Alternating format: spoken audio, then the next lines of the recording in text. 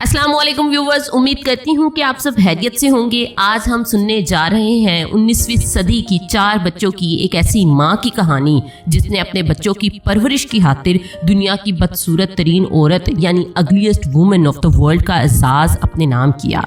इनकी कहानी सुनने से पहले मेरा आपसे एक सवाल है कि हमें बताएं कि हमने किसने हक दिया कि हम किसी को खूबसूरत या बदसूरत कह सकें। शक्ल बनाने वाली ज़ात तो अल्लाह ताला की है और इसकी बनाई हुई किसी भी चीज़ में गलती की तो कोई गुंजाइश ही नहीं है। मतलब जब हम किसी को प्रिटी कहते हैं तो पहली बात तो ये टैग उसका है ही नहीं, क्योंकि वो शक्ल उसकी तहलीक नहीं है, इसलिए वो उसकी तारीफ का हकदार नहीं होता, क्योंकि तारीफ की हकदार तो सिर्फ ज़ाते खुदा बारी ताला है। और जब हम किसी को बदसूरत कहते हैं तो इसका मतलब है कि हम इसको नहीं बल्कि इसको बनाने वाली ज़ात की कारीगरी में नुक्स निकालते हैं। हकीकत तो ये है प्रिटी या अगली कुछ नहीं होता, हुस्न तो सिर्फ देखने वाले की आंख में होता है। तो हमारे पास ये हक तो है ही नहीं कि हम जज करें, लेकिन हम जज करते हैं। हम इंसान को सबसे पहले उसकी शक्ल और उसके रंग से ही तो जज करते हैं, और हमें ये पता ही नहीं कि हम उस इंसान को जज नहीं कर रहे बल्कि हम उस परवरदिगार को जज कर रहे हैं जिसने उस इंसान को वो शक्ल और वो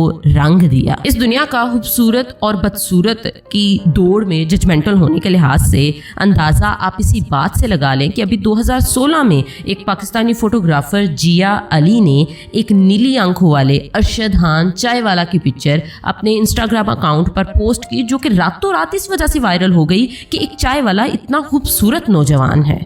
और उसी के बाद एक नेपाली लड़की तरकारी वाले की पिक्चर किसी ने लेकर वायरल कर दी, जो कि रातों रात इंटरनेट सेंसेशन बन गई। और अभी इस महीने की ही बात कर लें, हर साल पूरी दुनिया में 100 औरतों की एक लिस्ट तैयार की जाती है जिसमें से किसी एक को most beautiful women of the world का टाइटल दिया जाता है, जिसमें अब 2021 में पाकिस्तान सेलिब्रिटी सारा खान भी नॉमिनेटेड हैं, और इसके अलावा उर्तुगुल गाजी में हलीमा का किरदार अदा करने वाले इसरा बेल्जिक भी नॉमिनेटेड हैं। लेकिन ये तो है खूबसूरती के मैयार को नापने के तरीके, लेकिन हम तो यहाँ रुकते ही नहीं, हम तो बदसूरती को भी नापते हैं। बाज़-औक़ात तो हम ओपनली कह देते हैं और बाज़-औक़ात हम अपने माइंड्स में ही इंतखाब कर लेते हैं कि ये शख्स बदसूरत है या फिर किस हद तक ये बदसूरत है। ऐसी ही एक हकीकी कहानी है सन 1874 की मैरी एन बेवन की, जो कि लंदन से ताल्लुक रखती थी। वो एक आम लड़की की तरह अपनी जिंदगी गुजार रही थी। वो एक नर्स थी।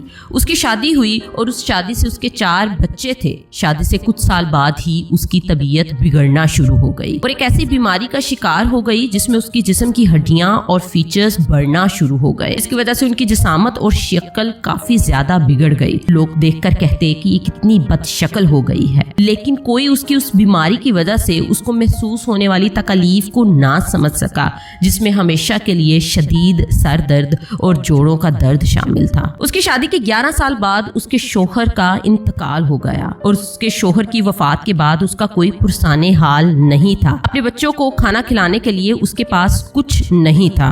1920 में एक कॉन्टेस्ट हुआ ugliest women of the world का, और मैरी एन बेवन ने ये सोचकर उस कॉन्टेस्ट में पार्टिसिपेट किया कि शायद उन्हें ये एजाज मिल जाए कि वो दुनिया की बदसूरत तरीन औरत हैं और इनाम से मिलने वाली रकम से वो अपना और अपने बच्चों का पेट पाल सकें। और इस तरह से अपने बच्चों की परवरिश की खातिर, उनके पेट पालने की खातिर उन्होंने अपनी सेल्फ रिस्पेक्ट और अपनी डिग्निटी को सेक्रीफाइस किया, और अब वो दुनिया की सबसे बदसूरत औरत के नाम से जानी जाने लगी। लेकिन जिल्लत के वो दिन वहीं पे नहीं रुके। उसके बाद उन्हें एक सर्कस शो ने हायर कर लिया। 1933 में उसकी वफात तक वो वहीं पे काम करती रही। तो दोस्तों, ये थी मैरी एन बेवन की कहानी। उनकी कहानी से हमें एक माँ की कुर्बानी का पता चलता है। मैरी एन बेवन इस दुनिया के लिए एक इंस्पिरेशनल फिगर है, स्पेशली उन लोगों के लिए जो उन जैसी बीमारी से लड़ रहे हैं।